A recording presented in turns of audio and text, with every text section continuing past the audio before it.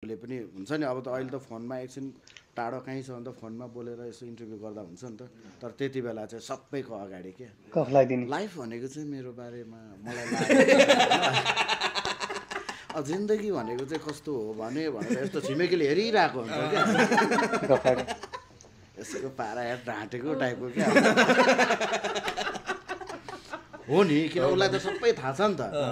यसले ढाड्दैछ म अलि फ्रीको टाइममा त्यतिकै बस्छु खासै त्यस्तो काम हुँदैन भनौँ उता गाईलाई पानी त्यो उसलाई त थाहा हुन्छ नि त छिमेकीलाई त यसले सबै राउन्ड झुट बोल्दैछ भन्ने क्या अब जिस्काउने क्या यसो एक्सप्रेसनलाई बिजी छ हामीलाई थाहा बिजी छ